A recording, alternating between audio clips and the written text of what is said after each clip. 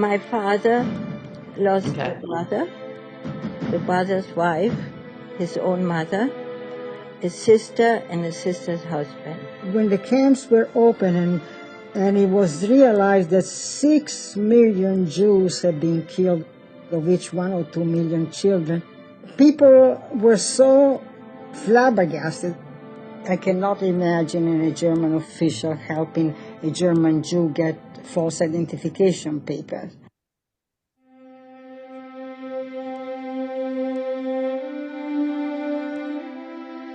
The Italians saved 40,000 Jews, which is not a known fact. I think that the Italians as a whole, who helped us Jews, knew exactly what they were doing.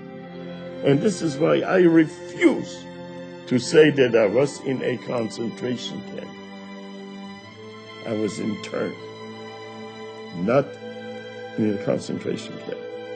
By single people, by institution, by clerics, many priests and cardinals helped the Jews. They did not deport Italians who helped Jews. They shot them. They executed the secretary of the bishop. That man wasn't the only one who took a chance. A lot of Italians took a chance. These people opened up their home. They opened up their lives, and they put their lives at risk. Between the fascists and the Germans, they knew very well that helping a Jew, they would be put against the wall and shot. For the Italian people, we were human beings, equal to them. All these Italians, they knew there was no difference between a Jew and a non-Jew for them.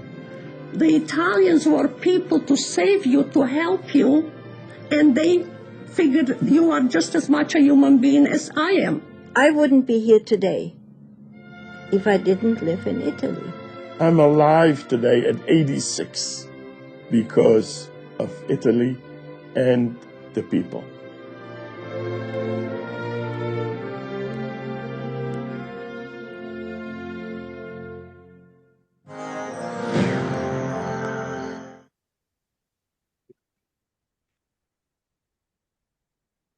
Okay, so that worked. Just so you know, that the real one, I don't know why, but it also has really great music that goes behind it. But you got them, so that sort of is there. Those are the survivors that are in my book. Okay, and the book eventually led to the documentary years later. Some of the people in that clip were not able to travel back to Italy because it was a few years later, or sadly, they were of blessed memory. Okay, so the content is the same. Some of the people are not the same from the people that were in the book. So now I will show you the slides that sort of tell the story of how people were saved in Italy. But here's a quick question. How many of you, if you could put it in the chat, knew about Jews being saved in Italy and that it was approximately 80%? So, you know, that would be sort of really interesting to see. You want in the chat? Yeah, in the chat. Okay, Just I'll say write something. yes or no. Yes. No, we didn't. No. You know, and that's why I did this. Now, I heard no from you, Mariangela, and you're Italian. And No, that should be something that people should know because it's a beautiful story of people helping others. As Mr. Rogers said, you know, always look for the helpers. So, at any rate, I sign on my books. If you're not indifferent, things can be different. And what this is it shows how people, not everybody in Italy, but a good portion of them were not indifferent. And things were very different for these Jews. So there's two different Italys. Obviously, you have Italy, part one until September 8th, 1943, the armistice, and then Italy Part 2, September 8th to the end of the war. Okay, so those are two different Italys. During Part 1, Italy was allied with Hitler, and there were Italian concentration camps. But when I say the word concentration camp, I'm sure you conjure up what we saw before with the evil ones of the Auschwitz, Dachau, work camp, death camps, families destroyed, not people separated, children immediately to the gas chambers, older people to the gas chambers, worked to death, skin and bones if they survived. And I have been to Auschwitz. I was there 11 years ago for the 70th anniversary with 300 survivors, and that was an extraordinary moment. So again, I'm making it very clear that not everybody in Italy was wonderful. There were some evil people. There were people who turned people in for a reward. So that's how you get 80% survive, but very carefully and very clearly, 20% did not. So this isn't a, walk in the park. It's not like every Italian was good, but it was very different. And people always ask why, if they were allied with Hitler, why they did this. And I said, it's what they did. Italians don't, for the most part, don't like rules. And when I lecture to people, I ask people, how many of you have been to Italy? And they say yes. And I said, did you see how these people drive? And then everybody chuckles. I said, red light's a mere suggestion. So next slide, please.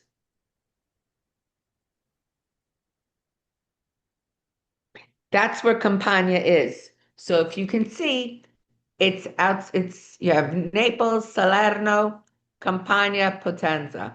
Okay, so it's about an hour, and it's difficult to find even today with the GPS, but you can find it, and it's a wonderful place to visit, especially because they have a museum there dedicated to this story. Next slide.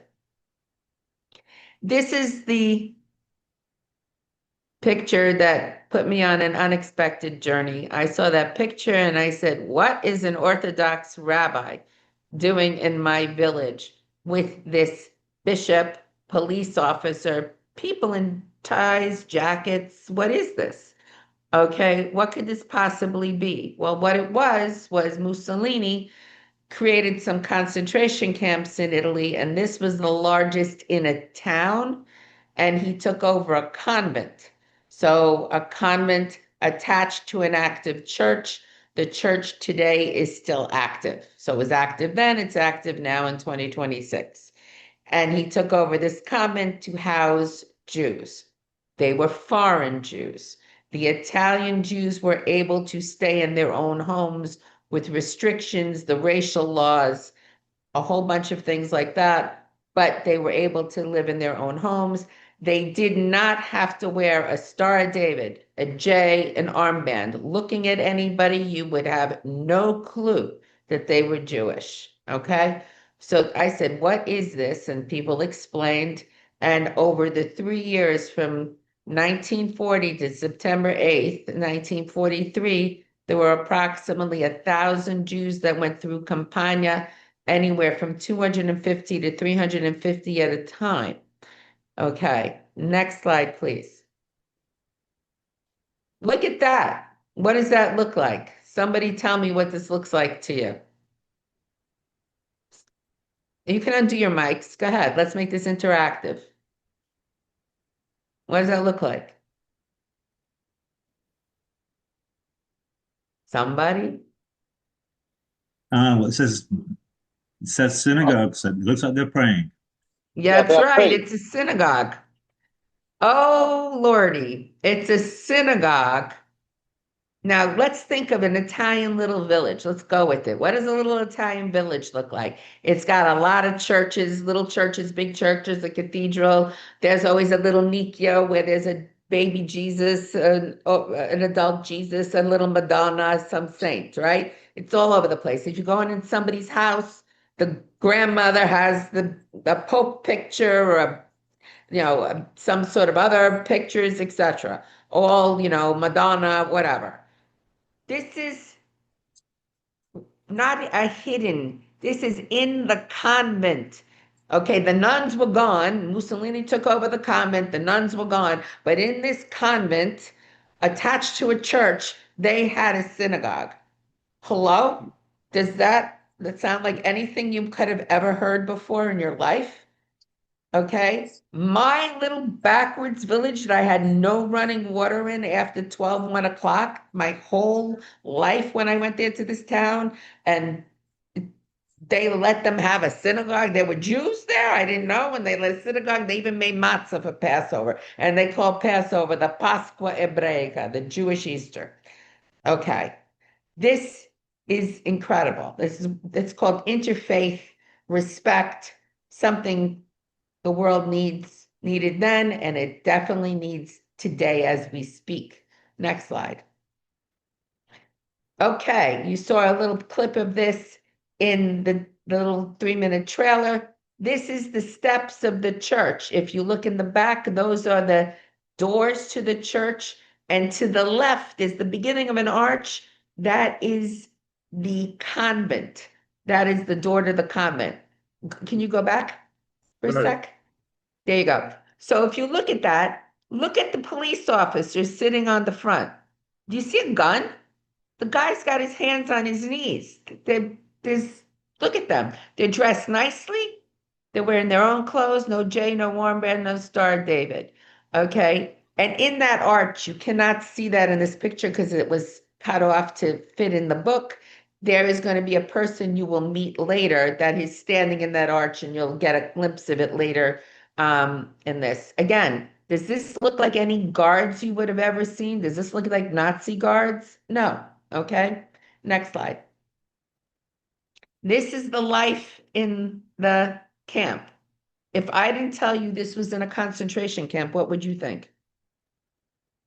Right? They're having their own little, band, their own little string orchestra.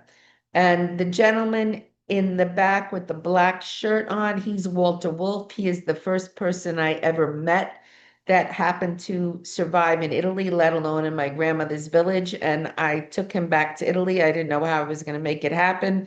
And I just said, he said, I'd love to go back. I haven't been in 30 years. And my mouth went before my brain engaged.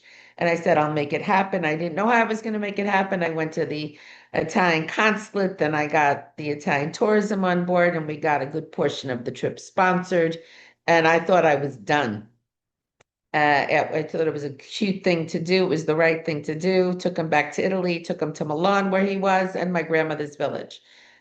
And the crazy part of the whole thing is when I got back, I started meeting people who had been saved in Italy. He introduced me to some of his friends that you saw in the documentary. And it took on a life of its own. All of a sudden, all these people just showed up in my life that had been saved in Italy. So next slide.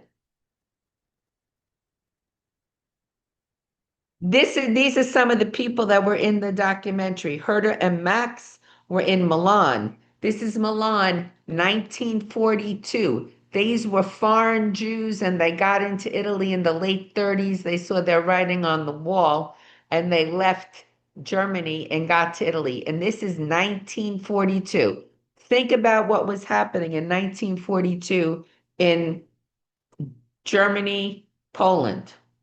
And look at them. Look at the difference. Next slide. There's Herta, 1942. Okay, walking with another Jewish woman. Look how they're dressed. Okay, no Star David, no J, no armband. They're in Milan. Next slide. This is Ferramonti. Ferramonti was the largest camp. It's in Calabria, about 20 minutes south of Cosenza. Okay. And this is what in front of it? Those are barracks in the back. And Ferramonti had 2,000 to 4,000 Jews, again, mostly foreign Jews. And here families were able to live. In Campania, it was men. They may have had families, but initially they were there separated from their families until there was an opportunity to be reunited. And that's later in the discussion. So they had 2,000 to 4,000 people there, depending on the year and the month. So tell me, somebody, what is this picture of? A wedding. It's a wedding. Right. A wedding in a concentration camp. Look how everybody's dressed. The men have jackets, top hats, the women have hats. She's got a dress. I want to know how she got a dress. I always think of that scene in Gone with the Wind when Scarlett rips off the curtains to make herself a dress. I mean, it's a war going on, whether you were in a concentration camp or not. It's hard to get those kind of materials. Next slide, please. Here's the bride and groom. Next slide, please. This is a bris.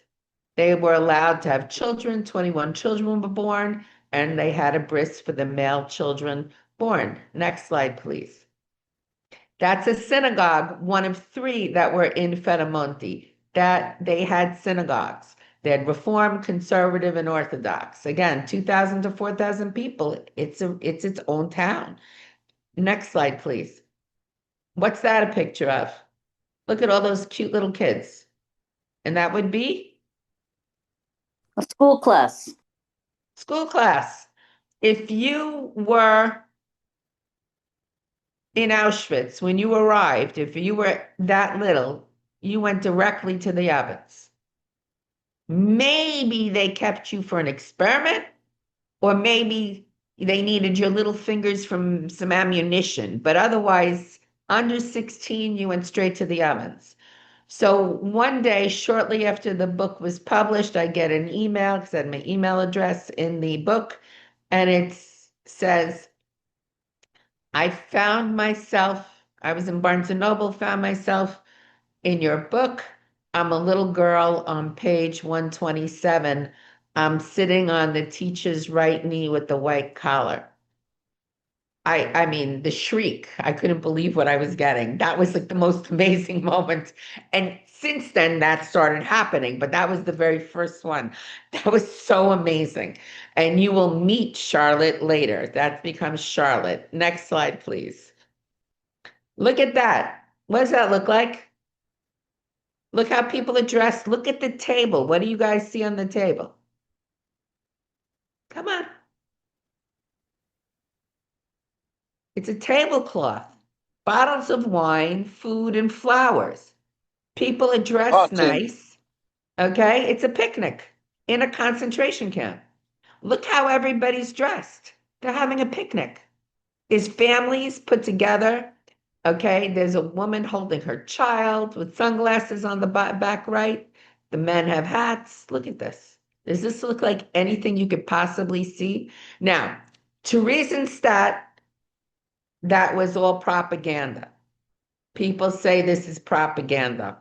I'm like, no, because I have the witnesses to history. I have people who were there. And a lot of the pictures that I have were the pictures that they had. They were their personal pictures. Okay. So I want you to imagine anybody who had pictures from Auschwitz. Of course not. And if they did, what would they look like? These people had photos, they had cameras, they were able to have pictures, they're photographers, they got copies. It's just the way it was. Okay, so people, I can't even put together a slide presentation. So people thinking that I could possibly make, Photoshop something is beyond comprehension. Okay, so no, it's not Theresienstadt. This is the way it was. Next slide, please. Okay, that is Monsignor Schivo, the priest on the left. Monsignor Schivo is honored at Yad Vashem as one of the righteous among nations. For those of you who don't know about Yad Vashem is in Israel, and it is a museum, let's call it a museum, about the Holocaust, and there's a section about the righteous Gentiles who helped save Jews. And Ursula is standing next to him, and you saw her speak before, and how she was helped and saved by Monsignor Schivo. She was helped, her mother and father were helped, and he was honored as a righteous among nations. And that is the mayor at the time with the Miss, I call it the Miss America sash, because the Italian officials always love to put on that sash. It's amazing. Of Città di Castello in Umbria. Okay, and that's Vince Marmorello, my partner in crime in doing research in this. He was a friend of Walter Wolf's, and I met him. He's a retired history teacher. They had been lecturing for 12 years around and had never been back to Italy, and I put that back together, and the rest is history. Next slide. That is Ursula with Monsignor Schiavo and Mordecai Paldial in Israel. And that's when they were planting a tree, part of the ritual. And Mordecai Paldial was head of Yad Vashem, Righteous Among Nations, for 24 years. I was just at a conference with him a few weeks ago for Holocaust Remembrance Day here in New York. And I've met him many times. So he's was in the States as of 2007. He retired from Yad Vashem and moved back to the United States. So I've known him for almost 20 years.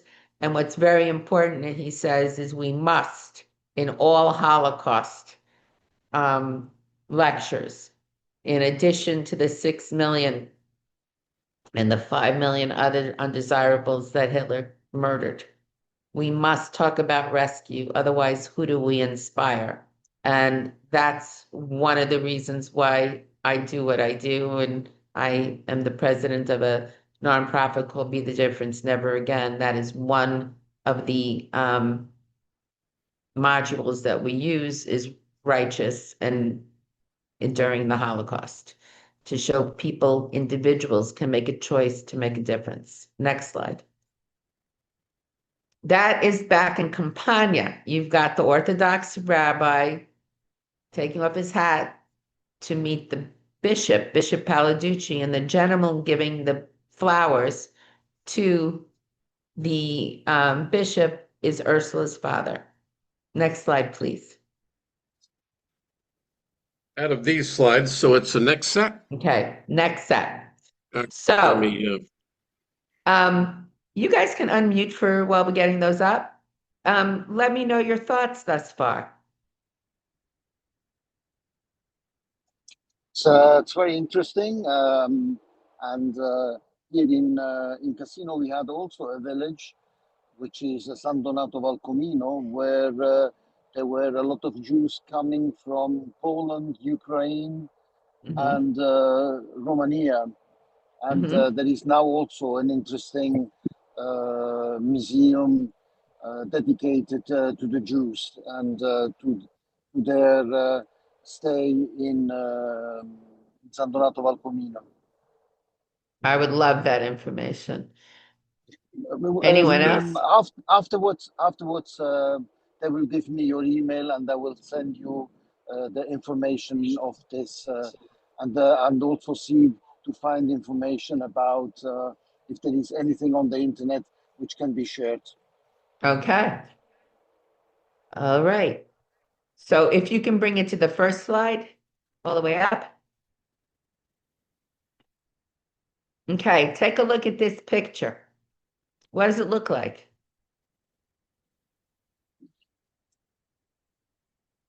Anybody? Family party.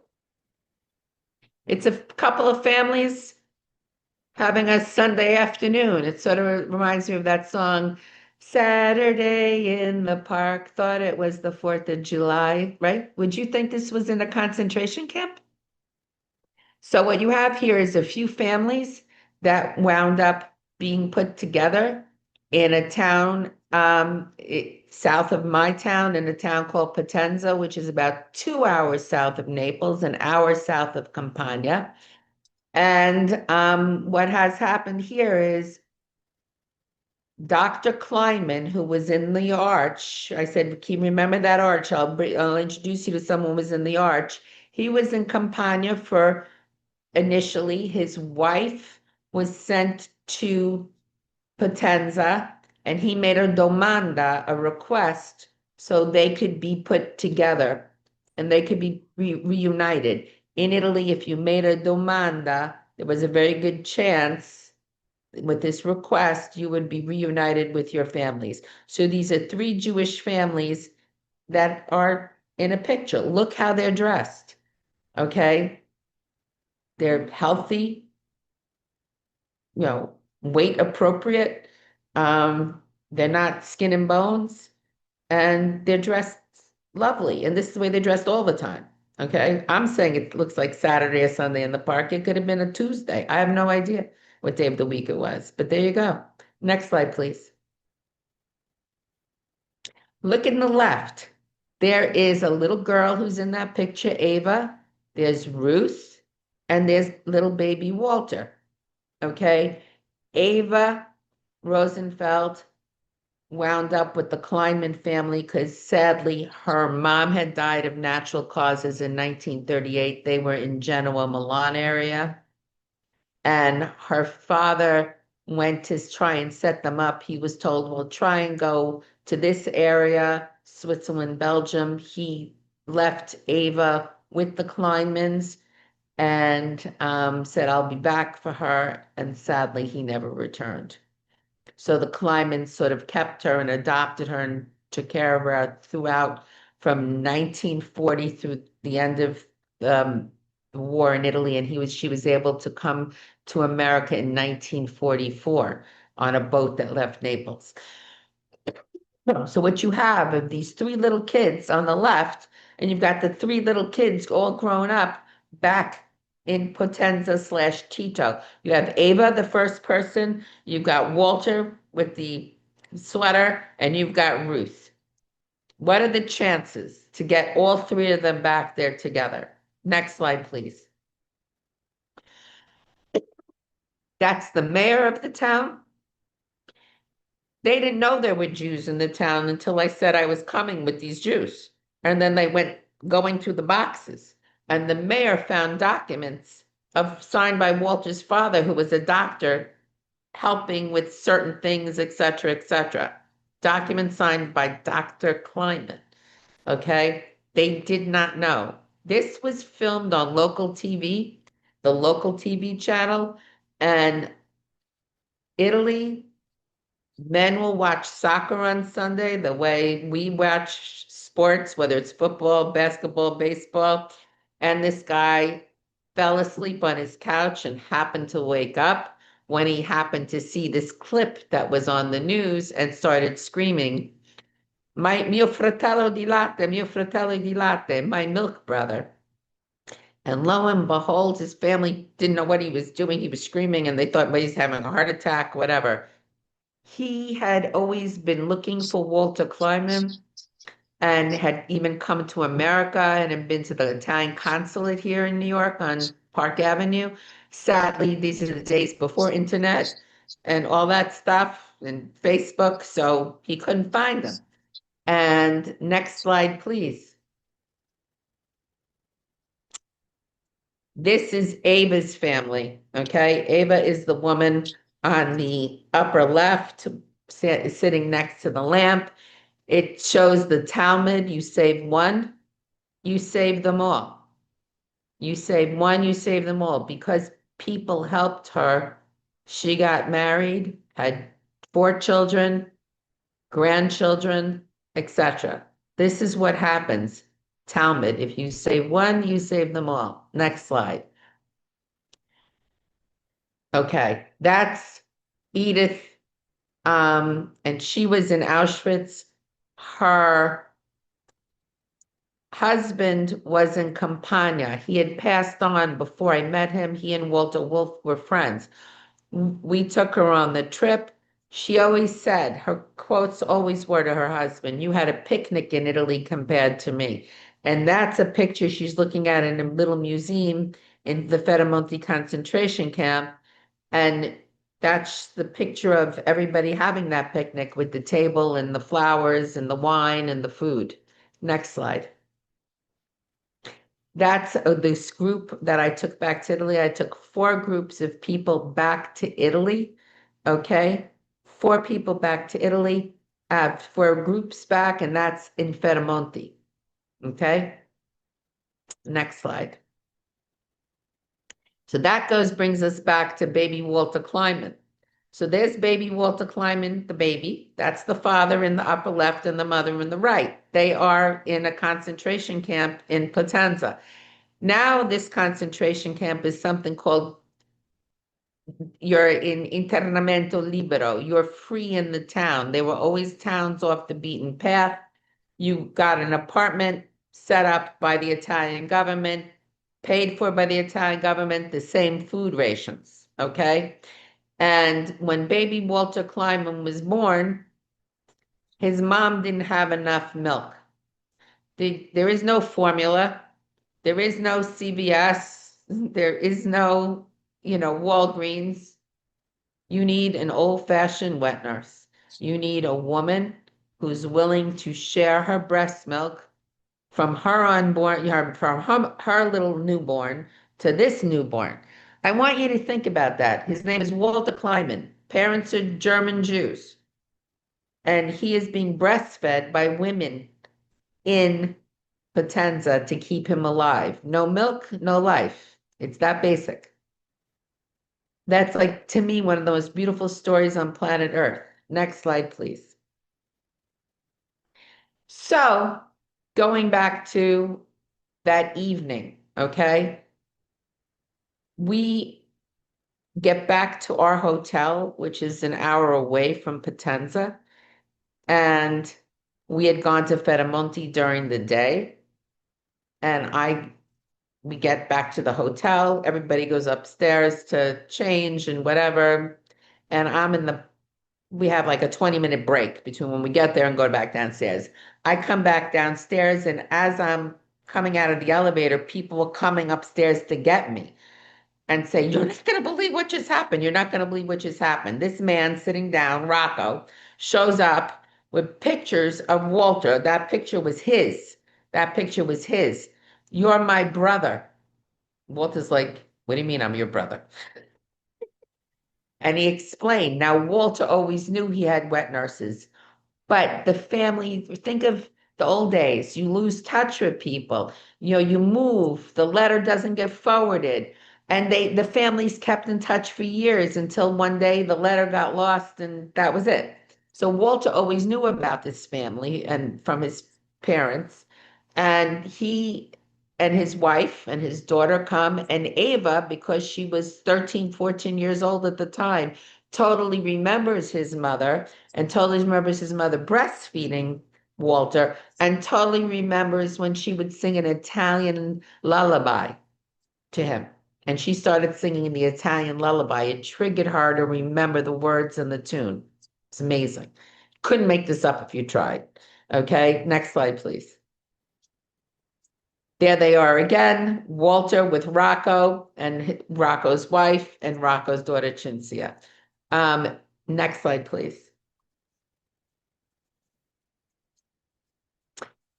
3 months later, for Christmas, Walter and his wife, Elaine, go to Rocco's family to spend Christmas with them. They have spent time with them every year pretty much since then. Sadly, Rocco passed away a few years ago, just before COVID, but Elaine and Walter are constantly in touch with the family, and they have gone back. They've rented an apartment in Potenza so they could stay there for a month. It's just opened up this whole other thing. I have seen these people when I go back to Italy. It's incredible. Next slide, please. So there we are. There's Walter Kleinman. And there's the picture, the full picture of people in on the steps, and that arrow is pointing to Walter's father in the picture. Okay, and Walter, by the way, is the spitting image of his father. I did meet his father. His father was 96, 97 when I met him. Okay, in Flushing, New York, 1 mile from my grandmother's house. Next slide, please. And here we are back on the steps.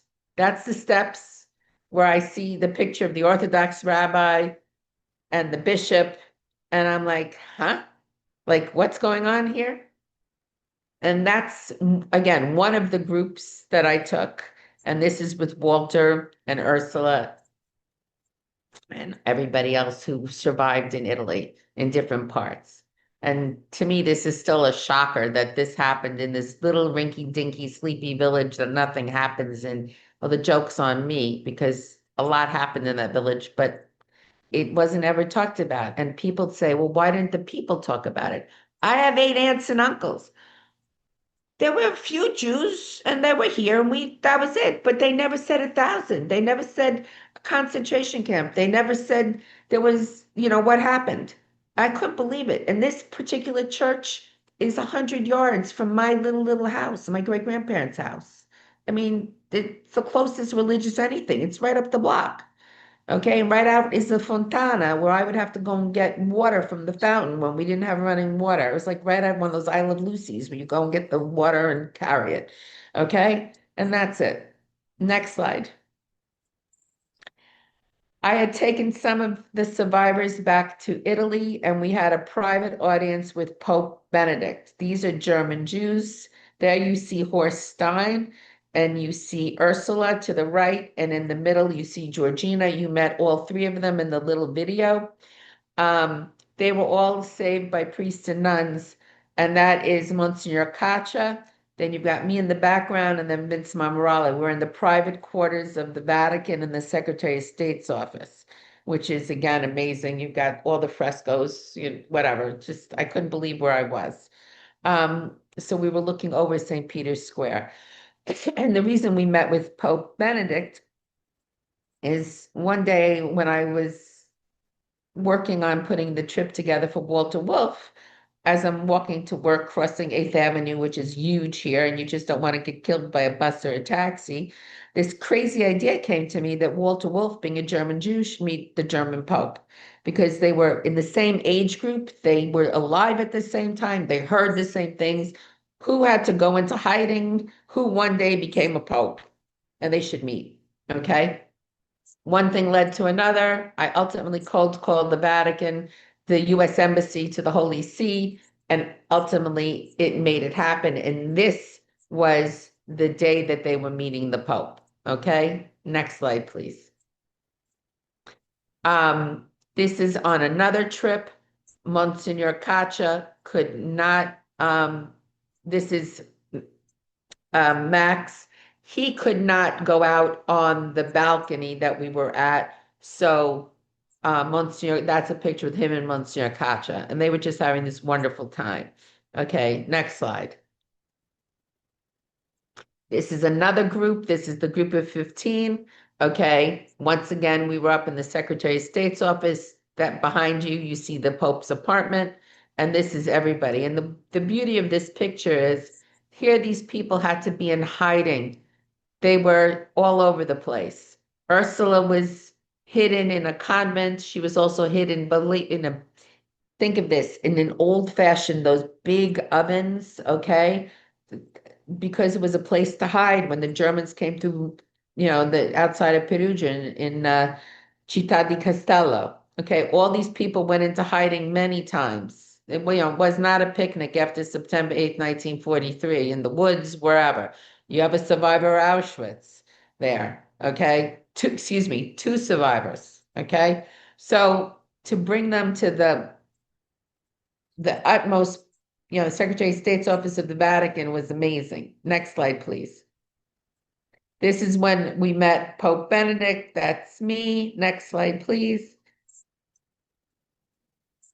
I was able to meet with Pope Francis for introducing him to Good Samaritans who saved someone's life in New York City, and it was all over the news at the time. Next slide, please.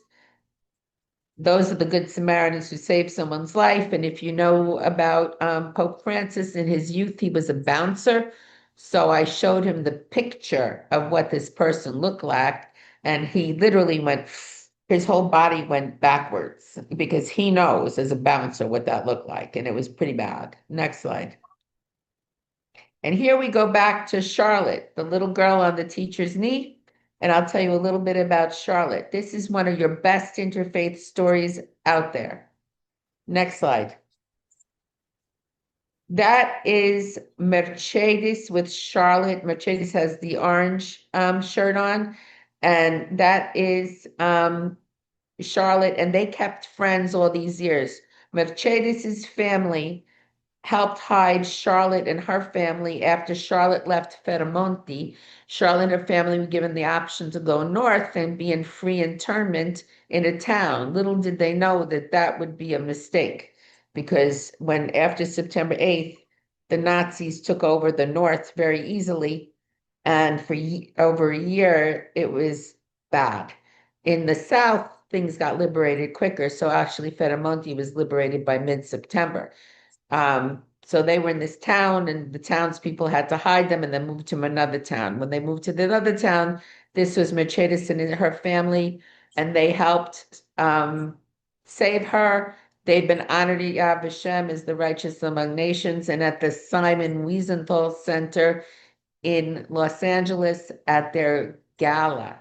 Okay, with of all things, just so it's in, it's in the news these days, with the chairman of Netflix. This was 10 years ago. Next slide, please. This is interfaith to the max. There's Charlotte hugging Mercedes with the snow white hair. This is in Los Angeles. It's a story that's also in the Los Angeles Times when Jacob, her grandson, was having his bar mitzvah. Mercedes's family and her family came over to celebrate the bar mitzvah in Los Angeles. How's that for interfaith love and respect? Next slide. They've kept friends all these years. There's Charlotte with her grandson Jacob in the purple shirt, and this is Mercedes and her family and her sisters, and they visit. This is what they do. They visit each other. Next slide. Charlotte went to Italy on September 29th, 2023 to go to the wedding of Mercedes' niece and the granddaughter of others who helped save her, of Jana, okay? And of the family. It was the wedding. She was invited. I was invited. I could not get it to happen that weekend because I was taking a World War II veteran back to Italy, hence my relationship with Melanie. So it comes full circle, okay? So I couldn't go to this wedding so I could have Dominic come to Italy. Okay, so, but I arranged for Charlotte to meet Archbishop Gallagher. Archbishop Gallagher is like second Secretary of State. He works under Cardinal Parolin. And there in this picture is Charlotte with the blue dress and blue, what have you, shawl. And it's got Charlotte's daughter, her grandson, his fiance, granddaughter, another grandson. You've got Archbishop Hicks, and you've got one of the other granddaughters who helped save, of the people who's helped save Charlotte and her family, and that is in Le Marque, in a little town called Secano, and behind that is Professor Hicks with the blue suit. He is one of the top archivists in the Vatican.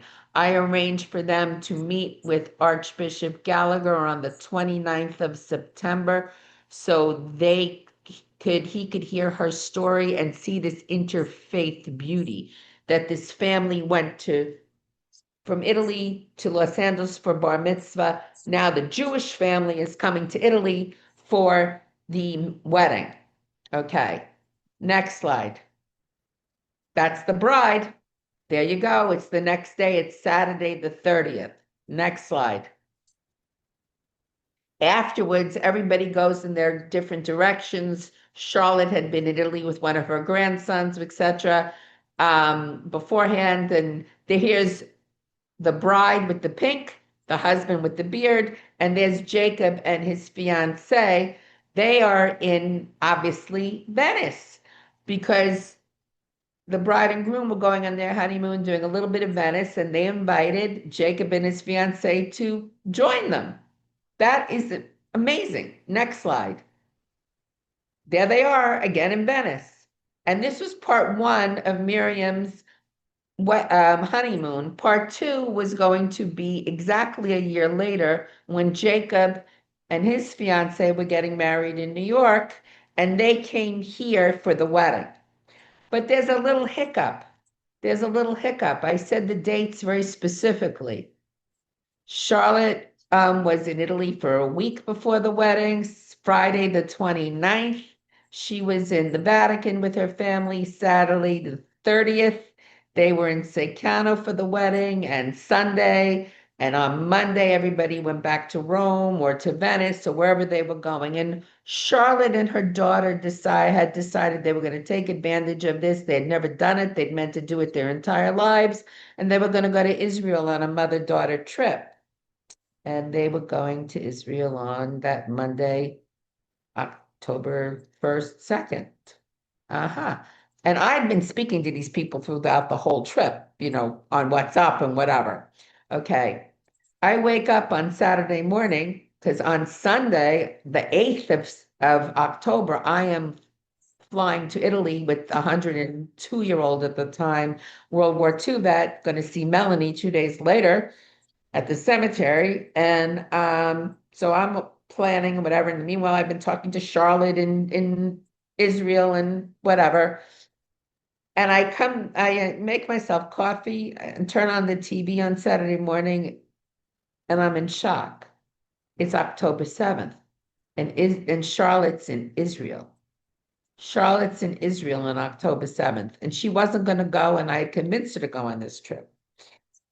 I pick up my phone, call her, where are you? They were in Tel Aviv. They had to go into hiding, into the bomb shelters. They didn't know what was going on. All of a sudden, all these sirens go off. What the heck do they know? They're tourists. Everybody grabs them, whatever. And they're trying to get a flight out. I'm like, get any flight you can. Go to Spain, go to Greece, go to Turkey. Just get a flight out. And once you get out, you'll figure out where to go. Ultimately, they were able to escape on the 8th. And I'm at the airport when I find out that they escaped. So next slide. And that's it. She was able to escape. So Charlotte twice in her life escaped. Okay? Twice in her life. And that's sort of the story.